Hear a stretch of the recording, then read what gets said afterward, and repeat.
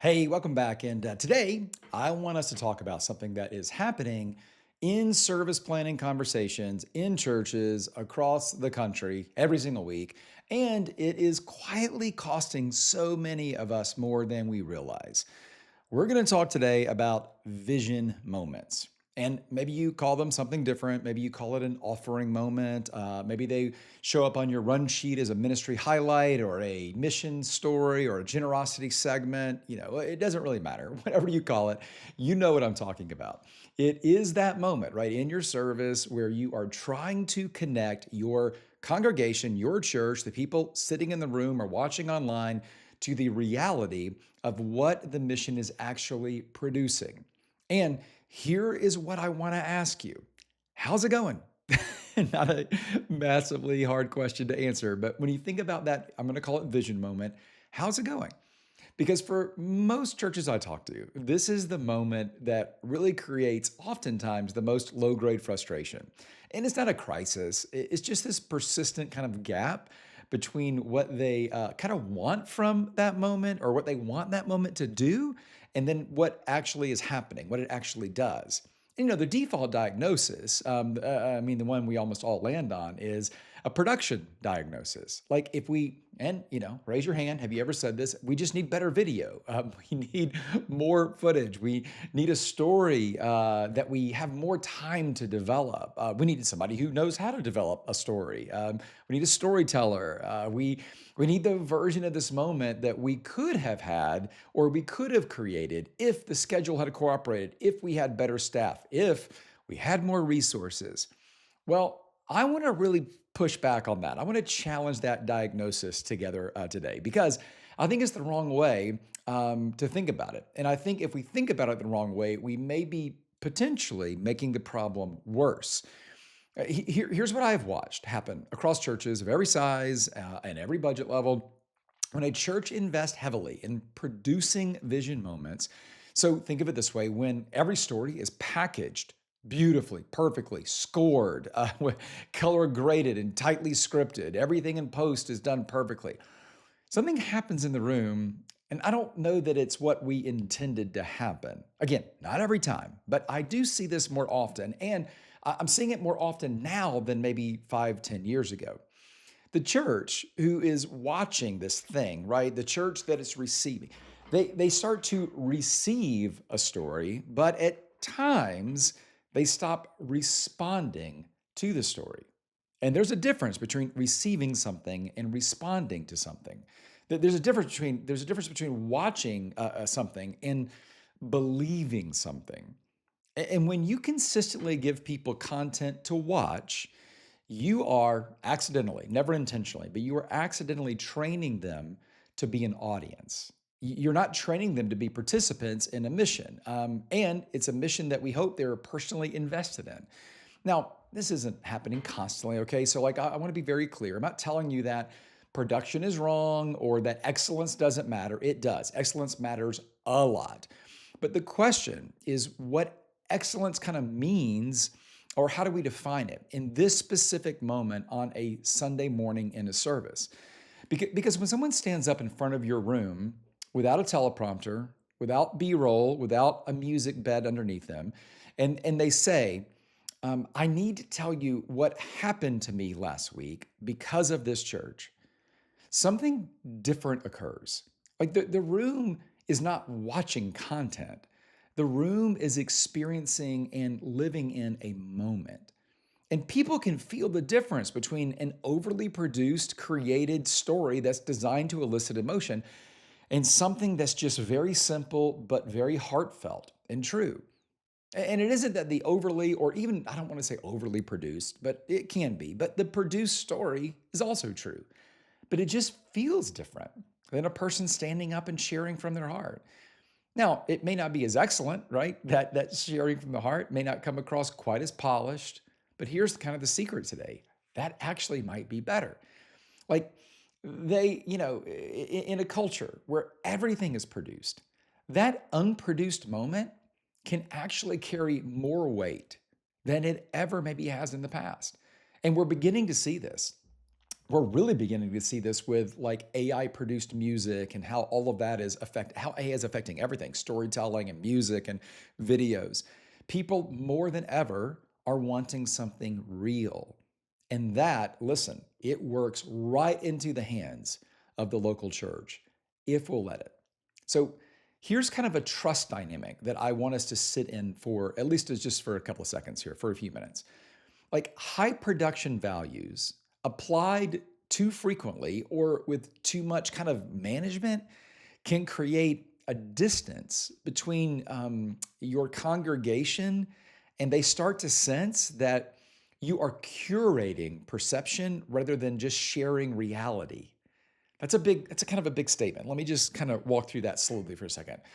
When we work a little too hard, now what's the line between quality production and a little too much quality? You're going to have to kind of work on that yourself and kind of figure it out. But you know it when you see it, and you feel it when you see it. So, like when we have too much production around a story, too much management of a story, what it accidentally can do, it can quietly, and it's very subtle, but it can create a distance between the story and the room. Because the congregation can start to feel that maybe you're curating something more than just sharing something. And you felt that before in other places, maybe even in your church at some point. Like some of the people in the room will notice it, and they will be, consciously able to articulate that. Most people, by the way, maybe 90%, aren't going to be able to articulate why they're feeling what they're feeling, but they're going to feel it, and they will respond in accordance to what they feel. And so if what they feel is a kind of a subtle separation between the story, and the person telling it, or between the story and what their church is actually living or how they are experiencing the church, that separation is going to cost you something. And by the way, it's probably going to cost you a lot more than a bad video ever will cost you. And so in some ways, this is really great news for churches, no matter what your size of your church or how much resources you have, right? Because the church, and this may be you, if you can't afford the glossy video package, that is not a disadvantage. It actually could be an advantage because you're not going to be tempted to overproduce that video. You're not going to be tempted to do something that removes some of the power that can't be replicated through overproduction. Because what you're going to have at the end of all of it is presence. And specifically, right, you're going to have like a willingness to let a real person tell a real story to a real room, and it isn't going to be sanitized. That is a beautiful thing. By the way, it's always been a beautiful thing. It might be more needed and beautiful now than it has been in 10, 15 years. I don't want to say make it rough on purpose, but in some ways, the rougher it is, the more real it feels. I mean, you've sensed that before. And listen, that's not a failure of production. It's just a vision moment working exactly the way it's supposed to work for vision, the most powerful way vision can be done. So let me just give you a very kind of an actual move that you can make before Sunday if you want. And I think you could do it before this Sunday. What would happen if you just identified one person this week in your church whose life has shifted in the last 30 or 60 days because of something that they experienced in or through your church? Now, we know God did it, but God used you. He used your church. He used a small group. He used a serving opportunity. And their life was affected dramatically, or maybe it was just directionally affected and nothing dramatic has happened, but the trajectory is better. So something that, think of it this way, something your ministry catalyzed, okay? A moment that happened because your church existed and it affected somebody. Now, you might already, many of you are already thinking about who that person is. You probably have a head in your name, right? A name, sorry, in your head right now. Here's what I'd love for you to do. Text them today and tell them that you want them to share what happened in their life or what God is doing in their life on Sunday. And you're not asking for a 5-minute testimony. This is 2 minutes, maybe 3 minutes max, right? And by the way, everybody goes 7 minutes when you say go 3 minutes. And so work with them a little on the story maybe, right? But don't prep the package. Don't coach them too much. Don't bring them in to do a video. Just tell them that you would love for them to be honest and talk to the room the way that they would talk to a friend about what God is doing in them because of the church. And then just get out of the way and let them do it. That does not require, and I love this, a budget conversation or a creative team meeting or a production timeline. It just requires you making a decision that we're going to do that. And you can make that decision today. In fact, the hardest thing that will happen is that you'll just need to add 3 minutes, 4 minutes, 5 minutes into your production order for Sunday. That's it. So let me kind of wrap up this conversation just with this, because I think it may be the most important thing that we have said in this conversation in this episode. Every week, right? Every week, you delay a vision moment waiting for better content. Maybe not you, but it might be you. So many pastors delay incredible vision opportunities because you are waiting for better content. You give your every day that you do that, you give your congregation one fewer reason to believe the mission and vision is real. That they are not waiting. Your church is not waiting for a better video. They are just waiting and watching and looking for evidence that the mission is moving, right? Evidence that what they are giving and serving and showing up for every Sunday is actually producing something that matters.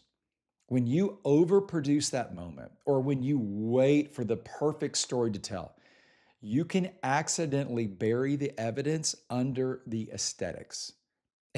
And when you tell the truth clearly, though, the right person, to the room that needs to hear it, they will believe it and they will be moved because of it. That's really the standard, right? Polish isn't the standard. Trust and belief, that's the standard. So make a decision today that you're not going to let production stand in the way.